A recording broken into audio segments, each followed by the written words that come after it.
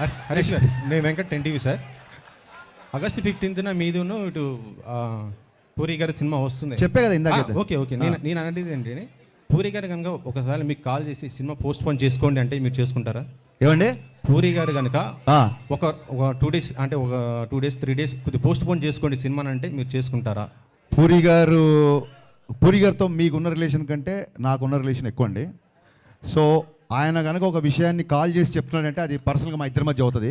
ఆ కాల్ వచ్చింది 90% నాకు తెలిసిన ఆయన అలాంటి కాల్స్ చేయడు ఫస్ట్ ఆఫ్ ఆల్. సో మీరు చాలా బాగా ట్రై చేశారు. నేనేమనుకున్నా అంటే దీన్ని 2 రౌండ్లు పెడదాం అనుకున్నా. ఒకటేమో క్యాజువల్ రౌండ్, ఇంకోటేమో కాంట్రవర్సీ రౌండ్. సో కాంట్రవర్సీ రౌండ్లోకి వెళ్ళినప్పుడు మనం ఈ క్వశ్చన్కి ఆన్సర్ చేస్తాం. అంతే అంటారా?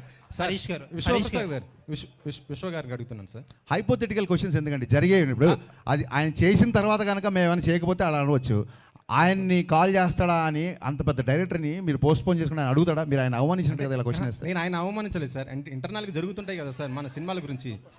అడగొద్దండి, తప్పు. నన్ను అడగండి. మీరు కనుక పూరి గారిని రిక్వెస్ట్ చేస్తారా నన్ను అడగండి. ఆయన కంటే నాకు చాలా చిన్నోని కూడా నన్ను అడగండి. మీరు ఆయన అడగొద్దండి ప్లీజ్. విశ్వప్రసాద్ గారు ఒక్క నిమిషం సార్. విశ్వ గారు సినిమా గురించి, బిజినెస్ గురించి నిన్న ఒక ట్వీట్ చేశారు కదా. సినిమా అదే బిజినెస్ అనేది కొద్దిగా ఇంటర్నల్ ఇష్యూస్ అవి బయట పెట్టకూడదు, మాట్లాడకూడదు అన్నారు.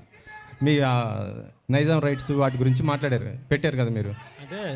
అంటే నాకు వచ్చింది సార్. కానీ ఈ మధ్యలో జర్నలిజం ఇన్వెస్టిగేటివ్ జర్నలిజం అయిపోయిందండి.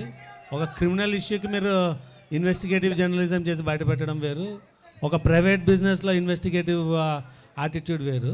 సో అలాంటివి చేయొద్దని పెట్టినానండి. అంటే నేను అనేది ఏంటంటే ప్రతి ఒక్కరు కూడా సినిమా రిలీజ్ అయిన తర్వాత కలెక్షన్స్ ఏమంటే చెప్పేస్తున్నారు, పెడుతున్నారు.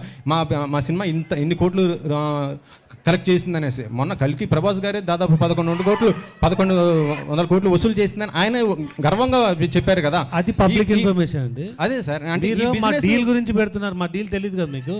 డీల్ గురించి కాదు సార్, బిజినెస్ గురించి చెప్పుకోవచ్చు. మీరు మా బిజినెస్ ఇంకా మేము ఏ రేటు క్లోజ్ చేసామో తెలియదు, ఏ ఏరియా క్లోజ్ చేసామో తెలియదు, మేము ఎంత చేయాలనుకున్నామో చెప్పకూడదు కదా. ట్రాన్సాక్షన్ ఇద్దరి మధ్య జరిగినప్పుడు ఒక్కళ్ళ ఇన్ఫర్మేషనే పెట్టొద్దు అనేది అంత తప్ప మీరు ఎందుకు పెట్టారని క్వశ్చన్ చేయాలి. మళ్ళీ ట్వీట్ చదవండి. మీరు ఎందుకు పెట్టారని అడగట్లా. అండ్ మీరు అన్నారు ప్రొడ్యూసర్స్ కలెక్షన్ చెప్తున్నారు, అది పార్ట్ ఆఫ్ పబ్లిసిటీ. పోస్టర్ మీద వేస్తున్నారు. అది ఈయన ఏమన్నా పెద్ద మాకు పోస్టే చేశాడా, ఇంత కంపేర్ ఫ్యాన్సీ రేట్ అని వేయలేదు కదా. సో ఇద్దరి మధ్య ట్రాన్సాక్షన్ జరిగినప్పుడు ఒక్కళ్ళ మాటని ఎందుకు గట్టి పట్టుకుంటారు అన్నది అక్కడ రైజ్ లీక్ చేసినందుకు కాదు మ్యాటర్ అక్కడ. హరీష్ గారు సార్ హలో అండి. హరీష్ గారు లాస్ట్ 2 వీక్స్ దాకా ఒక క్యాప్షన్ వాడారు మీరు, నాతో సునా హోగా అని చెప్పి. క్యాప్షన్ మార్చారు. ఏదన్నా క్యాప్షన్ మాకు తెలిసి వేరే కాపీరైట్ ఇష్యూ ఏదో వచ్చిందండి. ఇంకో సినిమాకి ఏదో వాడతారని తెలిసింది, దాంతో ఈ క్యాప్షన్ పెట్టాల్సి వచ్చింది. ఓకే. ఇంకొక క్వశ్చన్ ఏంటంటే, సోషల్ మీడియాలో చాలా యాక్టివ్గా ఉండే డైరెక్టర్స్లో మీరు ఒకళ్ళు. బట్ చాలామంది ఏమంటారంటే హరీష్ గారి ఫాలోవర్స్ కంటే కూడా ఆయన బ్లాక్ చేసిన మెంబర్సే ఎక్కువ అంటారు. మీరు అంటే సోషల్ మీడియా హేట్ కానీ సోషల్ మీడియా ట్రోలింగ్ కానీ ఎందుకంత సీరియస్గా తీసుకుంటారు? నేను సీరియస్గా తీసుకుంటే సోషల్ మీడియాలో యాక్టివ్గా ఎందుకుంటాను?